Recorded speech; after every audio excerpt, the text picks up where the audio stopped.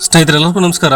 ಪಹಲ್ಗಾಮ್ ದಾಳಿಯ ನಂತರ ಭಾರತ ಪಾಕಿಸ್ತಾನದ ವಿರುದ್ಧ ಆಪರೇಷನ್ ಸಿಂಧೂರ ಮಾಡ್ತಲ್ಲ, ಆಗ ಒಂದು ಕಡೆ ಸೇನಾ ಕಾರ್ಯಾಚರಣೆಯನ್ನ ಮಾಡ್ತು, ಮತ್ತೊಂದು ಕಡೆ ಪಾಕಿಸ್ತಾನ ಜೊತೆಗಿನ ಸಿಂಧೂ ನದಿಯ ನೀರಿನ ಒಪ್ಪಂದವನ್ನು ಕೂಡ ರದ್ದು ಮಾಡಿಕೊಳ್ತು, ಜಲಯುದ್ಧವನ್ನು ಕೂಡ ಶುರು ಮಾಡಿತು. ಭಾರತದ ಈ ನೀರಿನ ಹೊಡೆತ ಇದೆಯಲ್ಲ, ಅದನ್ನು ತಡೆದುಕೊಳ್ಳೋಕೆ ಪಾಕಿಸ್ತಾನಕ್ಕೆ ಸಾಧ್ಯವೇ ಆಗಲಿಲ್ಲ. ಇದು ಅವರಿಗೆ ಮಳೆಗಾಲ ಮುಗಿದ ಮೇಲೆ ಇನ್ನೂ ಒಂದಷ್ಟು ಸಮಸ್ಯೆಗಳು ಎದುರಾಗ್ತವೆ. ಇನ್ನು ಈಗ ಭಾರತದ ಇದೇ ಮಾದರಿಯನ್ನ ಅಫ್ಘಾನಿಸ್ತಾನ ಕೂಡ ಅನುಸರಿಸ್ತಾ ಇದೆ. ಮೊನ್ನೆ ಪಾಕಿಸ್ತಾನದ ಮೇಲೆ ದಾಳಿ ಮಾಡಿ ಅವರು ಸೌದಿ ಕತಾರ್ಗಳನ್ನು ಹುಡುಕಿಕೊಂಡು ಹೋಗಿ ಅಲ್ಲಿನ ದೊರೆಗಳ ಕಾಲು ಹಿಡಿಯೋ ಹಾಗೆ ಮಾಡಿದ್ದ ಇದೇ ಅಫ್ಘಾನಿಸ್ತಾನ ಈಗ ಪಾಕಿಸ್ತಾನಕ್ಕೆ ಭಾರತದ್ದೇ ಸ್ಟೈಲ್ನಲ್ಲಿ ನೀರು ನಿಲ್ಲಿಸೋದಕ್ಕೆ ಹೋಗ್ತಾ ಇದೆಯಾ? ಹಾಗಂತ ನಾವು ನೀರು ನಿಲ್ಲಿಸ್ಬಿಡ್ತೀವಿ ಅಂತ ಅವರು ಎಲ್ಲಿ ಕೂಡ ಹೇಳೋದಕ್ಕೆ ಹೋಗ್ತಾ ಇಲ್ಲ. ಆದರೆ ಅಫ್ಘಾನಿಸ್ತಾನದಿಂದ ಪಾಕಿಸ್ತಾನಕ್ಕೆ ಹರಿಯುವ 2 ನದಿಗಳ ಮೇಲೆ ಡ್ಯಾಮ್ ನಿರ್ಮಾಣ ಮಾಡುವ ಕಾಮಗಾರಿಯನ್ನು ಕೂಡ ಅವರು ಶುರು ಮಾಡ್ತಿದ್ದಾರೆ. ಅಫ್ಘಾನಿಸ್ತಾನದ ಸರ್ವೋಚ್ಚ ನಾಯಕ ಅಕ್ಕುಂಜಾ ಬೇಗ್ ಡ್ಯಾಮ್ ಕಾಮಗಾರಿಯನ್ನು ಶುರು ಮಾಡೋದಕ್ಕೆ ಹೇಳಿದ್ದಾನೆ. ಹಾಗಾದರೆ ಅವರು ಎಲ್ಲಿ ಡ್ಯಾಮ್ ಅನ್ನು ಕಟ್ಟೋದಕ್ಕೆ ಹೋಗ್ತಾ ಇದ್ದಾರೆ? ಅಫ್ಘಾನಿಸ್ತಾನದ ಈ ಡ್ಯಾಮ್ಗಳು ಪಾಕಿಸ್ತಾನಕ್ಕೆ ಹೇಗೆ ಸಮಸ್ಯೆಯನ್ನು ತಂದುಂಟು ಮಾಡ್ತವೆ? ಬನ್ನಿ ಸ್ನೇಹಿತರೆ, ಈ ವಿಡಿಯೋದಲ್ಲಿ ಚಿಕ್ಕದಾಗಿ ತಿಳಿಯುವ ಪ್ರಯತ್ನವನ್ನು ಮಾಡೋಣ. ಸ್ನೇಹಿತರೆ, ಸಿಂಧು ಹಾಗೂ ಅದರ ಉಪನದಿಗಳ ನೀರು ನಿಂತು ಹೋದರೆ ಪಾಕಿಸ್ತಾನ ಹೈರಾಣಾಗಿ ಹೋಗುತ್ತೆ. ಪಾಕಿಸ್ತಾನದ ಪಂಜಾಬ್ ಹಾಗೂ ಸಿಂಧು ಪ್ರಾಂತ್ಯಗಳಲ್ಲಿ ನೀರಿನ ಸಮಸ್ಯೆಗೆ ತುತ್ತಾಗ್ತವೆ. ಪಂಜಾಬ್ನಲ್ಲಿ ಕೃಷಿ ಬಿಡಿ ಕುಡಿಯೋ ನೀರಿಗೂ ಕೂಡ ಸಮಸ್ಯೆ ಉಂಟಾಗುತ್ತೆ. ಇನ್ನು ಇಲ್ಲಿ ನೀರನ್ನು ನಿಲ್ಲಿಸಬೇಕು ಅಂತಲೂ ಇಲ್ಲ, ಸಿಂಧೂ ನದಿಯಲ್ಲಿ ಹೆಚ್ಚುವರಿ ನೀರನ್ನು ಮಾಹಿತಿ ಕೊಡದೆ ಬಿಟ್ಟರೂ ಕೂಡ ಪಾಕಿಸ್ತಾನದಲ್ಲಿ ಪ್ರವಾಹವನ್ನು ಉಂಟು ಮಾಡುತ್ತವೆ. ಪಾಕಿಸ್ತಾನ ಕೊಚ್ಚಿ ಹೋಗೋದು ಗ್ಯಾರಂಟಿ. ಹೀಗಾಗಿನೇ ಏನಾದರೂ ಮಾಡಿ ಸಿಂಧೂ ನದಿ ನೀರಿನ ಒಪ್ಪಂದವನ್ನು ಭಾರತ ಮುಂದುವರಿಸುವ ಹಾಗೆ ನೋಡಿಕೊಳ್ಳಿ ಅಂತ ಪಾಕಿಸ್ತಾನ ತನ್ನ ಎಲ್ಲ ಮಿತ್ರ ನೆರವನ್ನು ಕೇಳ್ತಾ ಇದೆ. ಇದೇ ಸಂದರ್ಭದಲ್ಲಿ ಪಾಕಿಸ್ತಾನಕ್ಕೆ ಅಂಥದ್ದೇ ಒಂದು ಶಾಖನ್ನು ಕೊಡ್ತಾ ಇರೋದು ಅಫ್ಘಾನಿಸ್ತಾನ. ಸ್ನೇಹಿತರೆ, 2021ರಲ್ಲಿ ತಾಲಿಬಾನ್ ಅಫ್ಘಾನಿಸ್ತಾನದ ಕೈ ಆಡಳಿತವನ್ನು ಕೈಗೆತ್ತಿಕೊಂಡಾಗ ಅವರ ಬಗ್ಗೆ ಸಾಕಷ್ಟು ಅನುಮಾನಗಳು ಕೂಡ ಇದ್ದವು. 7ನೇ ಶತಮಾನಕ್ಕೆ ಅಫ್ಘಾನಿಸ್ತಾನವನ್ನು ಇನ್ನು ಇವರು ತೆಗೆದುಕೊಂಡು ಹೋಗ್ತಾರಾ ಅಂತ ಅನಿಸ್ತಾ ಇತ್ತು. ಈ ಅನುಮಾನಗಳು ಸುಳ್ಳೇನೂ ಆಗಲಿಲ್ಲ. ಇವತ್ತಿಗೂ ಕೂಡ ಅಲ್ಲಿ ಮಹಿಳೆಯರಿಗೆ ಸ್ವಾತಂತ್ರ್ಯವನ್ನು ಕೂಡ ಕಿತ್ಕೊಂಡಿದ್ದಾರೆ. ಅಲ್ಲಿ ಮಹಿಳಾ ವೈದ್ಯರಿಲ್ಲ, ಮಹಿಳಾ ರೋಗಿಗಳನ್ನು ಪುರುಷ ವೈದ್ಯರ ನೋಡುವ ಹಾಗಿಲ್ಲ. ಹೀಗಾಗಿ ಅಲ್ಲಿನ ಮಹಿಳೆಯರು ವೈದ್ಯಕೀಯ ನೆರವು ಇಲ್ಲದ ಹಾಗೆ ನರಳಬೇಕಾಗಿ ಬರ್ತಾ ಇದೆ. ಹೆಣ್ಣು ಮಕ್ಕಳಿಗೆ ಶಿಕ್ಷಣವನ್ನು ಕಿತ್ಕೊಂಡಿದ್ದಾರೆ ಬಿಡಿ, ಅದು ಬೇರೆಯದ್ದೇ ಕಥೆ ಇದೆ. ಕೆಲ ವಿಷಯಗಳಲ್ಲಿ ಅಫ್ಘಾನಿಸ್ತಾನ ನಿರೀಕ್ಷೆಯನ್ನು ಮೀರಿ ಬುದ್ಧಿವಂತಿಕೆಯನ್ನು ಕೂಡ ತೋರಿಸ್ತಾ ಇದೆ. ಅವರಿಗೆ ಈಗ ಲೆಜಿಟಿಮೇಟ್ ಸರ್ಕಾರ ಅನ್ನೋ ಮಾನ್ಯತೆ ಬೇಕು. ಹೀಗಾಗಿ ಸಾಕಷ್ಟು ವಿಷಯಗಳಲ್ಲಿ ಕೂಡ ಅವರು ಕಾನೂನುಬದ್ಧ ಸರ್ಕಾರದ ಹಾಗೆ ವರ್ತಿಸೋದಕ್ಕೆ ಶುರು ಮಾಡಿದ್ದಾರೆ. ಸ್ನೇಹಿತರೆ, ರೀಸೆಂಟಾಗಿ ನೀವು ನೋಡಬೇಕು, ಪಾಕಿಸ್ತಾನ ಅಫ್ಘಾನಿಸ್ತಾನದ ಮೇಲೆ ರಾಜಧಾನಿ ಕಾಬೂಲ್ ಮೇಲೆ ದಾಳಿ ಮಾಡಿತು. ಅದಕ್ಕೆ ಪ್ರತೀಕಾರ ಹೇಳಬೇಕು ಅಂದ್ಕೊಂಡಿದ್ದ ಅಫ್ಘಾನಿಸ್ತಾನ ಕೂಡ ಪಾಕಿಸ್ತಾನದ ಗಡಿಗಳಲ್ಲಿ ವಿಮಾನ ಹಾಗೂ ಡ್ರೋನ್ಗಳ ದಾಳಿಯನ್ನು ಕೂಡ ಮಾಡಿತು. ಅಲ್ಲಿ ಗಮನಿಸಬೇಕಾದ ಒಂದು ಅಂಶ ಏನಂದರೆ, ಪಾಕಿಸ್ತಾನ ತನ್ನ ದಾಳಿಗಳಲ್ಲಿ ಅಫ್ಘಾನಿಸ್ತಾನದ ನಾಗರಿಕರನ್ನ ಕೊಂದು ಹಾಕ್ತು. ಆದರೆ ಅಫ್ಘಾನಿಸ್ತಾನ ಎಲ್ಲೂ ಕೂಡ ಪಾಕಿಸ್ತಾನದ ನಾಗರಿಕರನ್ನ ಗುರಿಯಾಗಿಸಿಕೊಂಡು ದಾಳಿ ಕೂಡ ಮಾಡಲಿಲ್ಲ. ಅವರು ಕೇವಲ ಪಾಕಿಸ್ತಾನದ ಸೇನೆಯನ್ನ ಹಾಗೆ ಸೇನಾ ನೆಲೆಗಳ ಮೇಲೆ, ಇಂಟೆಲಿಜೆನ್ಸ್ ಕಚೇರಿಗಳ ಮೇಲೆ ಗುರಿಯಾಗಿಸಿಕೊಂಡು ದಾಳಿಯನ್ನು ಕೂಡ ಮಾಡಿದರು. ಒಂದು ಸಾಂಪ್ರದಾಯಿಕ ಸೇನೆ ಹೇಗೆ ಕೆಲಸ ಮಾಡುತ್ತೋ ಹಾಗೆ ತಾಲಿಬಾನ್ ಸೇನೆ ವರ್ತಿಸಿದೆ. ಉಗ್ರ ರೀತಿಯಲ್ಲೇ ಪಾಕಿಸ್ತಾನ ಸೈನ್ಯ ವರ್ತನೆ ಮಾಡ್ತಾ ಇದೆ. ಇನ್ನು ಈ ದಾಳಿಯನ್ನ ನಿಲ್ಲಿಸಿ ಸೀಸ್ಫೈರ್ ಘೋಷಣೆ ಮಾಡಿ ಅಂತ ಕತಾರ್ ಹೇಳ್ತು, ಸೌದಿನೂ ಕೂಡ ಕೇಳ್ತು. ಕತಾರ್ ಈ ಹಿಂದೆ ಕೂಡ ತಾಲಿಬಾನಿಗಳಿಗೆ ಆಶ್ರಯವನ್ನು ಕೂಡ ಕೊಟ್ಟಿದೆ. ಹಾಗೆ ಈಗಲೂ ಕೂಡ ಹಣಕಾಸಿನ ನೆರವನ್ನು ಕೊಡ್ತಾ ಇದೆ. ಈ ಭಾಗದಲ್ಲಿ ಕತಾರ್ನ ಒಂದು ಸಾಫ್ಟ್ ಪವರ್ ಕೂಡ ಇದೆ. ಹೀಗಾಗಿನೇ ಪಾಕಿಸ್ತಾನ ಕತಾರ್ ನೆರವನ್ನು ಪಡೆದುಕೊಳ್ಳೋದಕ್ಕೆ ಹೋಗಿತ್ತು. ಸ್ನೇಹಿತರೆ, ಒಂದು ಕಾಲ ಇತ್ತು, ಅಫ್ಘಾನಿಸ್ತಾನದ ವಿಷಯದಲ್ಲಿ ಏನಾದರೂ ಬೇಕು ಅಂದರೆ ಜಗತ್ತು ಪಾಕಿಸ್ತಾನದ ಕಡೆ ಮುಖ ಮಾಡ್ತಾ ಇತ್ತು. ಆದರೆ ಇವತ್ತು ಪರಿಸ್ಥಿತಿ ಬದಲಾಗಿದೆ. ಅಂದರೆ ಪಾಕಿಸ್ತಾನ ಕೂಡ ಅಫ್ಘಾನಿಸ್ತಾನ ಜೊತೆ ನಮಗೆ ರಾಜಿ ಮಾಡಿಸಿ ಅಂತ ಕತಾರ್ ಒಳಗೆ ಹೋಗಿ ಬೇಡಿಕೆಯನ್ನು ಕೂಡ ಇಡ್ತಾ ಇದೆ. ಕತಾರ್ ಹೇಳಿದ ಮೇಲೆ ತಾಲಿಬಾನಿಗಳು ಕೂಡ ಅದಕ್ಕೆ ಒಪ್ಪಿದ್ರು. ತಕ್ಷಣ ಸೀಸ್ಫೈರ್ ಕೂಡ ಮಾಡಿದ್ರು. ಇದಾದ ನಂತರ ಕೂಡ ಒಂದಷ್ಟು ಕಡೆಗಳಲ್ಲಿ ಕದನ ವಿರಾಮದ ಉಲ್ಲಂಘನೆ ಕೂಡ ಮಾಡಿದ್ದು ಪಾಕಿಸ್ತಾನವೇ ಹೊರತು ತಾಲಿಬಾನ್ ಅಲ್ಲ.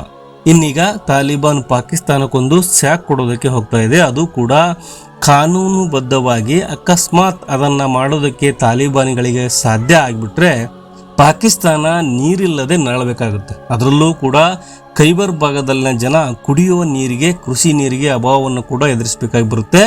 ಸನ್ನಿವೇಶ ನಿರ್ಮಾಣ ಆಗುತ್ತೆ. ಹಾಗೆ ಪಾಕಿಸ್ತಾನದ ಜಲವಿದ್ಯುತ್ ಸ್ಥಾವರಗಳು ಕೂಡ ಕೆಲಸ ನಿಲ್ಲಿಸ್ತವೆ ಮತ್ತು ಪಶ್ಚಿಮ ಭಾಗದ ಪಾಕಿಸ್ತಾನ ಕತ್ತಲಲ್ಲಿ ಮುಳುಗಿ ಹೋಗುತ್ತೆ. ಇನ್ನು ಇಲ್ಲಿ ಅಫ್ಘಾನಿಸ್ತಾನ ಏನು ಮಾಡೋದಕ್ಕೆ ಹೇಳ್ತಾ ಇದೆ ಅಂದರೆ, ಅಫ್ಘಾನಿಸ್ತಾನ ಏನು ಮಾಡೋದಕ್ಕೆ ಹೋಗ್ತಾ ಇದೆ ಅನ್ನೋದು ನಿಮಗೆ ಅರ್ಥ ಆಗಿದೆ ಅಲ್ವಾ?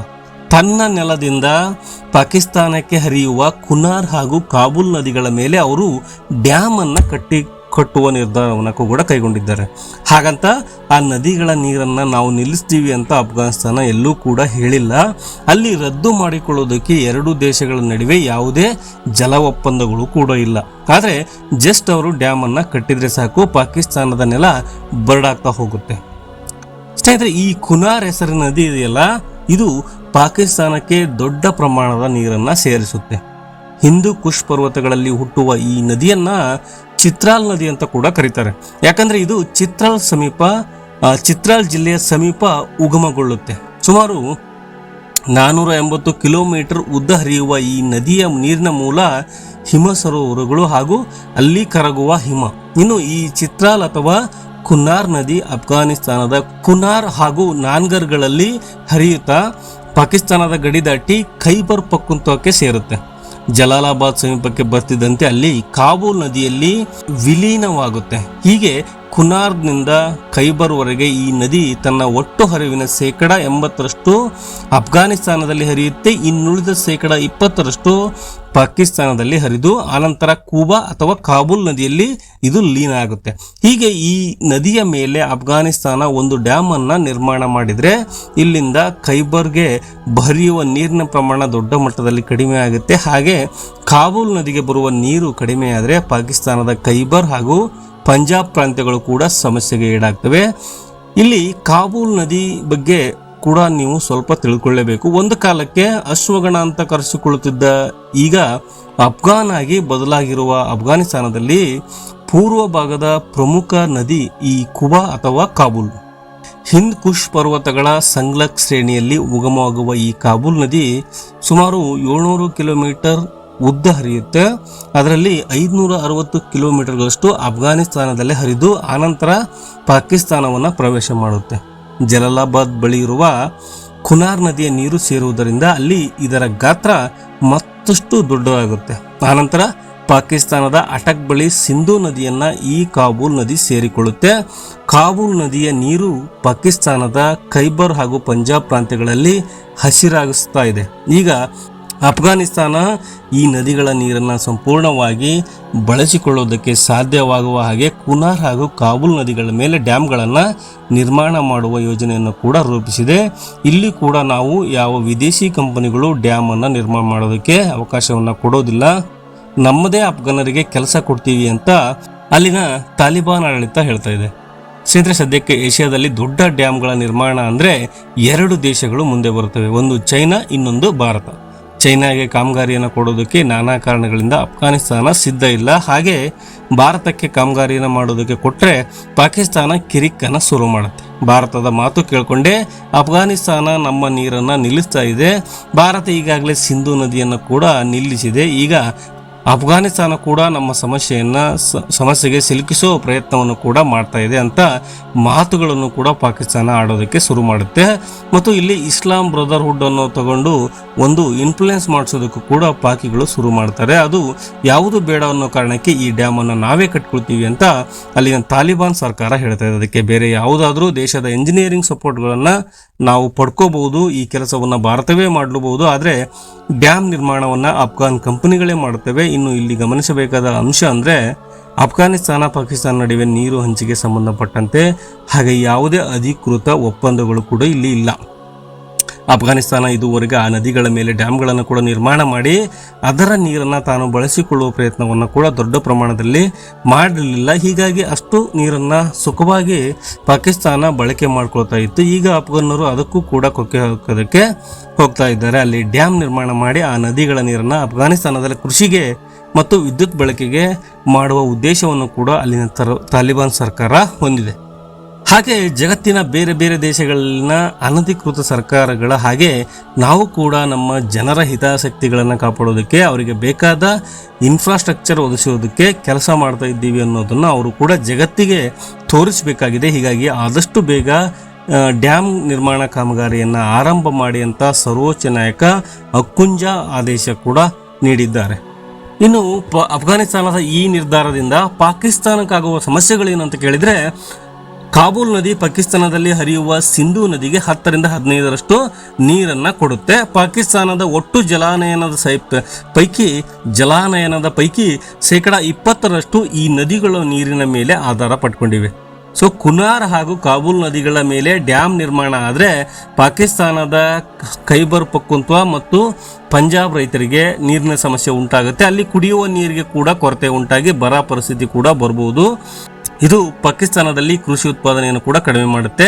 ಆಹಾರ ಭದ್ರತೆ ಮತ್ತು ಆರ್ಥಿಕತೆಗೆ ಇದು ಒಂದು ಧಕ್ಕೆಯನ್ನು ಕೂಡ ತರುತ್ತೆ. ಹಾಗೆ ವಿದ್ಯುತ್ ಉತ್ಪಾದನೆಯಲ್ಲೂ ಕೂಡ ಸಮಸ್ಯೆಗಳನ್ನು ಉಂಟು ಮಾಡುತ್ತೆ. ಜೊತೆಗೆ ಮತ್ಸ್ಯೋದ್ಯಮವನ್ನು ಕೂಡ ಇದು ನಷ್ಟಕ್ಕೆ ಈಡು ಮಾಡುತ್ತೆ. ಒಂದು ಕಡೆ ಭಾರತ ಸಿಂಧೂ ನದಿ ನೀರಿನ ಒಪ್ಪಂದವನ್ನು ಕೂಡ ಅಮಾನತಿನಲ್ಲಿ ಇಟ್ಟಿರುವಾಗ ಅಫ್ಘಾನಿಸ್ತಾನ ಕೂಡ ಭಾರತದ ರೀತಿಯಲ್ಲೇ ಜಲಯುದ್ಧ ಘೋಷಣೆ ಮಾಡ್ತಾ ಇರೋದು ಪಾಕಿಸ್ತಾನವನ್ನ ಇಕ್ಕಟ್ಟಿಗೆ ಸಿಲುಕಿಸ್ತಾ ಇದೆ. ಇನ್ನು ಈ ಯೋಜನೆ ಕೂಡ ಇವತ್ತು ನಾಳೆಯಲ್ಲಿ ಮುಗಿದು ಹೋಗುವ ತರಹದ್ದೇನಿಲ್ಲ. ಡ್ಯಾಮ್ ನಿರ್ಮಾಣ ಆಗಬೇಕಂದ್ರೆ ಇನ್ನೂ ಕೂಡ 5-6 ವರ್ಷಗಳ ಕಾಲ ಬೇಕಾಗಬಹುದು. ಜೊತೆಗೆ ಭಾರಿ ಪ್ರಮಾಣದ ಹಣಕಾಸಿನ ಅಗತ್ಯ ಕೂಡ ಅಲ್ಲಿರುತ್ತೆ. ಈ ವಿಷಯದಲ್ಲಿ ಭಾರತ ಕೂಡ ತಾಲಿಬಾನ್ಗೆ ಸಹಾಯ ಮಾಡೋ ಸಾಧ್ಯತೆ ಇದೆ. ಸ್ನೇಹಿತರೆ, ಪಾಕಿಸ್ತಾನದ ವಿರುದ್ಧ ಅಫ್ಘಾನಿಸ್ತಾನ ಸಾರ್ತಾ ಇರುವ ಜಲಯುದ್ಧಕ್ಕೆ ಸಂಬಂಧಪಟ್ಟ ಒಂದಿಷ್ಟು ಮಾಹಿತಿ ಮುಂದಿನ ಸಂಚಿಕೆಯಲ್ಲಿ ಮತ್ತಷ್ಟು ವಿಶೇಷಗಳ ಜೊತೆ ಮತ್ತೆ ಭೇಟಿಯಾಗೋಣ. ಅಲ್ಲಿವರೆಗೂ ಜೈ ಹಿಂದ್, ಜೈ ಕರ್ನಾಟಕ.